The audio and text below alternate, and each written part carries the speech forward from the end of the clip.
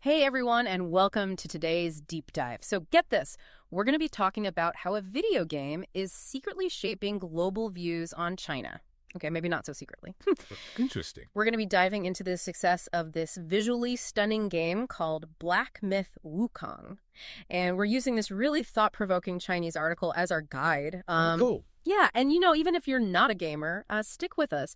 This gets into some fascinating stuff about like art and commerce and how entire cultures get a reputation. Stuff that matters to everyone. For sure. So first things first, Black Myth Wukong. It's based on Journey to the West, this classic Chinese novel. It's packed with all these mythical creatures and these epic adventures. Imagine Lord of the Rings, but, Chinese mythology. Right, I see, yeah. And it seems like overnight, this game became like a global phenomenon. And not even just hype within China. People all over the world were blown away, especially by the visuals. Yeah, it's true. And this actually points to a larger trend that the article talks about. Chinese cultural products, especially video games, are finding huge audiences internationally these days. Like we're talking Genshin Impact level success here. Which is wild, right? I mean, because for a while it felt like Western games were like the only ones making it big globally. Yeah. But Black Myth, it's changing the game, literally. And the article makes this bold claim. China's path to cultural influence hinges on showcasing this tangible artistry, just like they're doing with this game. It's about sparking this global interest that then leads to people wanting to engage with the culture more deeply. Yeah, and what's really fascinating is how they actually achieve that with Black Myth. So the visuals are absolutely amazing, but they avoid those like stereotypical imperial Chinese aesthetics. Right. You know what I mean? Like the overuse of bright reds and gold dragons, like the stuff we always see in the West. Yeah, it's refreshing. Yeah. So instead of those stereotypical visuals, what did they do? Okay, so the article uses this example of a minor enemy design. Okay. It's not something that like most players would consciously notice. Imagine this. Even like a torn piece of clothing on this random enemy uses the exact color palette from A Thousand Lie of Rivers and Mountains. It's this really famous Song Dynasty painting. Whoa. Talk about detail. You wouldn't even notice that unless you were like a serious art buff. Exactly. And it's this subtle integration of cultural elements that makes the game's visuals so captivating. Yeah. It feels both familiar and completely new at the same time. So it's less about being in your face with like the Chinese elements and more about like subtly weaving them in. Right. They're almost like sneaking them in. Yeah, and that's kind of what the article's getting at when it argues that tangible objects have historically been China's most effective cultural ambassadors. Okay, let's unpack this. Tangible artistry being like the key phrase here. Because at first glance, it sounds kind of weird. Like, how can manufacturing be the backbone of a whole culture? Isn't that a bit basic? Yeah, no, I totally get where you're coming from. The easy to think of culture is all those big ideas, right? Like philosophy, religion, all that stuff. But the article makes this really interesting point. Throughout history, it's been those tangible things China's created, porcelain, silk, even gunpowder, that have really shaped how other cultures see it. Okay, you know what? That's a really good point. Like, it's easier to wrap your head around the beauty of like a handcrafted vase Right. than like some complex philosophical text written in a language you don't understand. Exactly. And the article explains this by talking about how we communicate, like at a basic level. We understand things better when we have those shared points of reference, right? Right? Objects, because you can touch them, they're right there. They give us those reference points way easier than abstract ideas do. Makes sense. You don't have to decode a beautifully crafted object the way you have to untangle a complicated idea. Oh, that's such a good point. Like, a beautiful silk robe from ancient China is going to make a much bigger impression than, like, a whole treatise on Confucianism. Exactly. Even if I don't totally get the philosophy behind it, I can still be like, wow, that's some amazing craftsmanship. Precisely. And this brings us right back to Black Myth. Those stunning visuals, it's like a gateway, especially for players who aren't already familiar with Chinese culture. It pulls them in, and then they want to engage with the story, the characters, all of it, and ultimately the culture that inspired it all. You mentioned how those tangible objects, they kind of shape our image of a culture, right? And the article says that sometimes what people on the outside consider the essence of a culture is actually, initially at least, just products. Oh, totally. Yeah. And they use the example of blue and white porcelain, right? Yeah. Most people just assume that was always like the classic Chinese style. Right, right. But turns out it was originally designed mainly for export.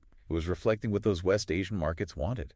Wow. See, I always thought that style was like this core part of Chinese art. I had no idea. And that's what I love. This fascinating paradox.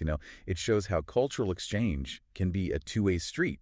Even if it starts with something as basic as, hey, you want to buy this cool thing, makes you wonder how many other things we admire about different cultures were actually because of this kind of back and forth. Right. It's like this whole hidden history of how tastes and ideas have traveled the world, tucked away inside all these objects. Yeah. Speaking of, is black myth our generation's blue and white porcelain? Is this how China steps onto the global stage in a new way? That's what the article seems to think. They're arguing that black myth, just like those porcelain pieces from all those years ago, Yeah. is at its core a product, something made to be enjoyed. But it's the success, the way it grabs people. It becomes more than that. Exactly. It's like this vessel for showing off Chinese culture, and not just the stereotypes. It's Mhm. subtly shifting how people see China. And the article argues that China needs more of these vessels, more ways of expressing their heritage that you can, like, touch and experience. Absolutely. They're basically saying, look, we've got this incredibly rich history, art, everything. Let's share it with the world in new and creative ways. And Black Myth is them doing exactly that. And it all comes back to that idea of tangible artistry we were talking about, right? Because even those super artistic games out there, they don't always get seen as art with a capital A. Right. People see them as entertainment, not high art. Exactly. But Black Myth, it's so visually stunning. It kind of breaks through that. It makes you reconsider what games can be, the stories they tell, the impact they have. Yeah. It's like it's elevating the entire medium of video games, proving that they can be just as powerful for cultural expression as any other art form. Right. It's important to remember Black Myth isn't trying to perfectly represent everything about Chinese culture. Of course not. No one game could. Right. It's just one piece Mhm. of a much bigger picture. But what's important is that it gets the conversation going, Yeah. makes people curious, opens a window into a culture that maybe, especially in the West, folks haven't had a chance to really experience. It's like a taste of something new and exciting, and it leaves you wanting more. Okay, but here's something else the article brings up. They talk about how the success of games like Black Myth, it allows creators to profit from their work. And they say it kind of echoes those vibrant art markets of China's past dynasties, where you had wealthy merchants and emperors supporting artists. That is such an interesting connection. It makes you think, right?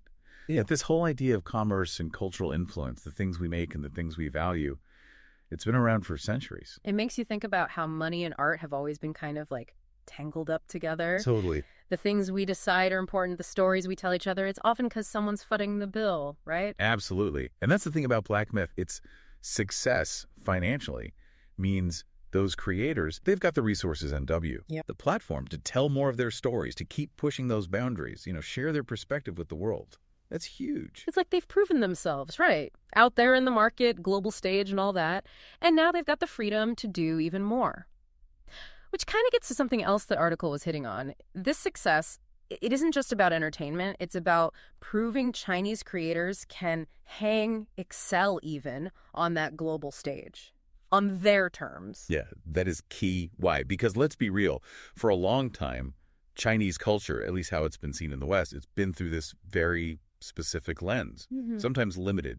Right. Like we box it in, foreign, exotic, instead of just another part of what's happening in the art world globally.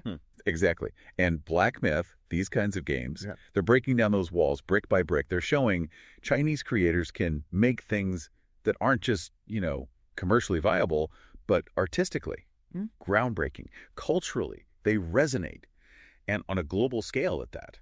It's like they're saying, we're here, we're talented, we're making incredible stuff, and not through politics or anything, but through art, through storytelling. And yeah, it's a story told through a video game, sure, but it's bigger than the screen. It's about those universal human experiences while also being uniquely Chinese. It's exciting. It's like this sense of possibility opens up, right? Like we're about to discover this whole wave of art and stories from places we haven't even been paying attention to. Just like that article said, Black Myth, Wukong, it's just the beginning. And on that note, we'll leave you with this. If games like we talked about today, if this is the future of cultural influence, driven by creativity, by money, a truly global audience, what other stories are out there? What worlds haven't we explored yet? And how are those going to change how we see each other, how we see the whole world around us?